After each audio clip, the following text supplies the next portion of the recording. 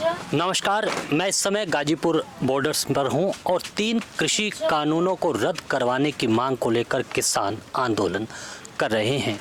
क्या मौजूदा गठबंधन की राजनीति से किसानों का हल निकलेगा या फिर इस राजनीति को बदलना इस समय की मांग है?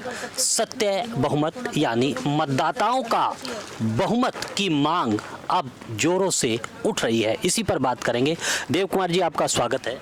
जी धन्यवाद सर। मैं आपसे जानना चाहूँगा कि ये जो 3 कृषि कानून बने हैं, ये जनता ने इनको चुना है, मतदाताओं ने चुना है। भले ही ये मतदाताओं का बहुमत नहीं है, फिर भी वोट सांसद तो हमने चुने हैं, लेकिन आज सांसद मौन है। सांसद मौन है, वो अपने जो भी उनके पार्टी की रणनीति है, पार्टी का अपना उनका गठबंधन है, पार्टी से जुड़े हैं, उसको फॉलो कर रहे हैं वो। लेकिन उनको अपना राजनीतिक भविष्य ध्यान में रखते हुए अब निर्णय लेना चाहिए कि आने वाला समय शायद उनका ना रहे। क्योंकि जिस तरह आज लगभग 103 दिन हो चुके हैं किसानों को यहाँ, और किसी अन्य अगर एमपी की बात करें, विधायक की बात करें तो ठीक है, लेकिन इस बेल्ट में, पश्चिमी उत्तर प्रदेश बेल्ट में, हरियाणा बेल्ट में भी अगर कोई सांसद या विधायक इस्तीफा नहीं दे रहा है या किसानों की बात से सहमत नहीं है, उनके साथ नहीं खड़ा है, उनके बीच में नहीं आता है, तो ये अपने पैर पर कुल्हाड़ी मारने जैसा है।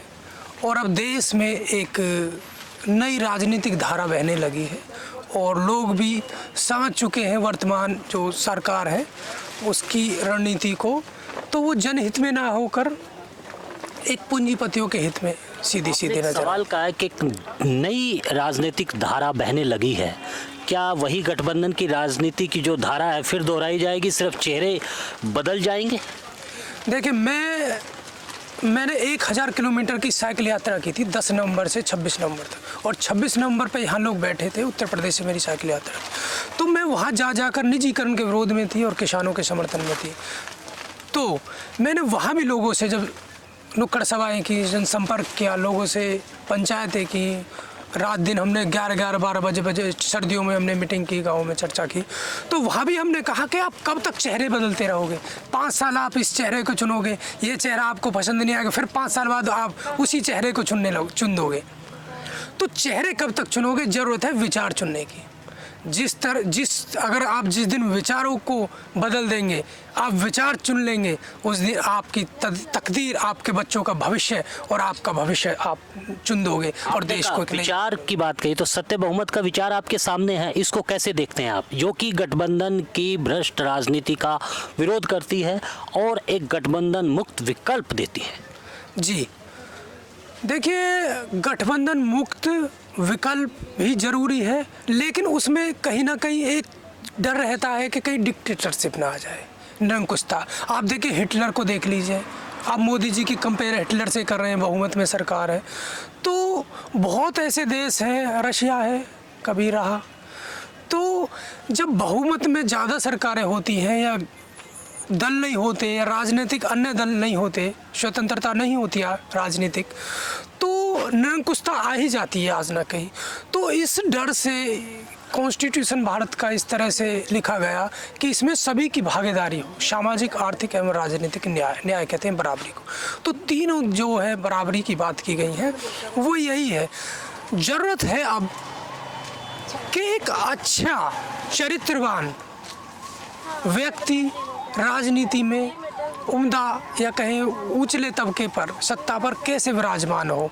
और विराजमान हो, मैं आपके सवाल को आगे बढ़ा रहा हूँ कि गठबंधन की राजनीति में अच्छा व्यक्ति आना तो मुश्किल है, ये 100% सच है। और इसकी वजह है कि हमारे संविधान में बहुमत की परिभाषा को लिखा ही नहीं गया है।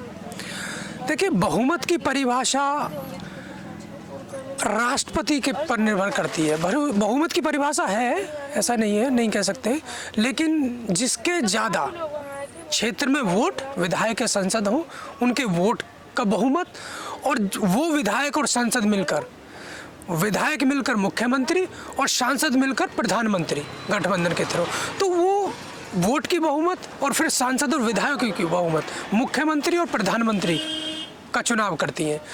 तो बहुमत तो है, लेकिन यहाँ पर डर ये है कि ज़्यादा अगर झूठा बहुमत कहूँ और इसकी वजह है ये झूठा बहुमत है।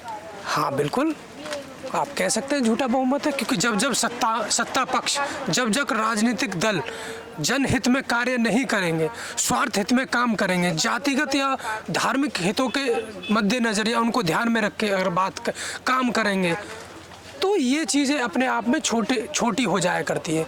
जब आप जनहित में बात करेंगे, लोगों के साथ खड़े रहेंगे और हर तबके के महिलाओं के पक्ष में आप बात करेंगे, उनके शोषण पे बात करेंगे, और तो ये अगर आप हर क्षेत्र में बात करेंगे, समाहित देश की बात करेंगे, एक राष्ट्र विकसित कैसे हो, इसमें सभी की भागीदारी कैसे हो, अगर आप इस पे चर्चा करेंगे, इस पे बहुमत के पर बात करेंगे, तो एक अच्छा बहुमत आप बात करेंगे। और गठबंधन जब ज़्यादा हो जाया करते हैं, अलग अलग छोटे छोटे जातियों के गठबंधन हो जाते हैं, धर्म के क्षेत्रों के गठबंधन हो जाया करते हैं, भाषाओं के गठबंधन हो जाया करते हैं, तो क्या है, एक राजनीति कमज़ोर और टूट बिखराव की स्थिति में हो जाया करती है और उससे देश कमज़ोर हुआ करता है।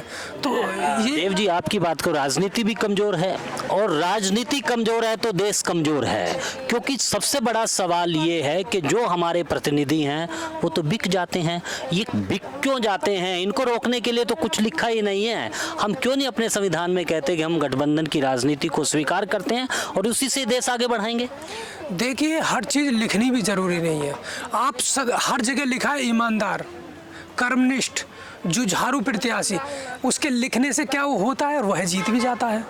और वो 5 साल अपने सत्ता में रहकर अपना जो भी उसको समय है, या पहले हो या 5 साल तो है ही, उसमें रहने के बाद वो चला भी जाता है, वो फिर भी जीत जाता है, फिर दोबारा लिखता है, ना सत्य पे काम करता, ना ईमानदारी पे काम करता, ना जुझारू दिखता, ना ईमानदार दिखता, पूरा बेईमानी पे रहता है, फिर भी जीतता है। तो ये लिखने से भी नहीं होता है, वो लिखा है संविधान में, वो ठीक लिखा है, वो अभी लोगों के, सही लोगों के हाथ में नहीं है और लोगों तक वो पहुंचाया भी नहीं गया संविधान। सही लोगों की परिभाषा मुझे देव जी बताइए, आप भी एक नेता बनेंगे, आप कैसे राजनीति में, इस गठबंधन की राजनीति से पार पाएंगे? क्योंकि बिना पैसे के तो चुनाव लड़ा नहीं जाता, और जब तक पूंजीपतियों से पैसा नहीं मिलता चुनाव लड़ोगे कैसे? इसको कैसे सत्य बहुमत की राजनीति को स्थापित करेंगे आप? देखिए, सत्य बहुमत की राजनीति तब कायम होगी देश में जब ईमानदार लोग खड़े हों और उन्हीं लोगों को, देखिए, आवश्यकता ही आविष्कार की जननी है, ये सच है, और ज़रूरत है आम जन की, ज़रूरत है लोगों की। वो लोग जब स्वयं निकाल देंगे कैंडिडेट अपने बीच में से ईमानदार, और जो भी लोग हैं ईमानदार को निकालिए, 100 200 रुपये दीजिए, क्योंकि दारू पिलाने के लिए तो होगा नहीं ईमानदार पे, किसी को कंबल बांटने के लिए नहीं होगा, किसी को मिठाई बांटने के लिए नहीं होगा, शराब बांटने के लिए नहीं होगा। तो ज़रूरत है अपने बीच से ईमानदार कैंडिडेट निकालने की, और सभी लोग 100 रुपये भी सहयोग करेंगे तो, और उसका प्रसार करेंगे, साथ उसके लगे रहेंगे, तो इससे एक अच्छा स्वास्थ्य कैंडिडेट नीचे से भी निकलेगा, और जब नीचे से जनता के बीच से अच्छा जो झाड़ू ईमानदार निकलेगा तो वो फिर ऊपर भी वही चाहेगा। देव जी, मैं अगर आपको ये कहूं कि ईमानदार लोगों को निकालने के लिए हमें ईमानदार व्यवस्था चाहिए, और वो मतदाताओं के बहुमत की व्यवस्था, जब तक आप ईमानदार व्यवस्था नहीं देंगे और ये गठबंधन की भ्रष्ट राजनीति को नहीं हटाएंगे, आप लिख लीजिए कि आप ईमानदार नेता ला नहीं सकते।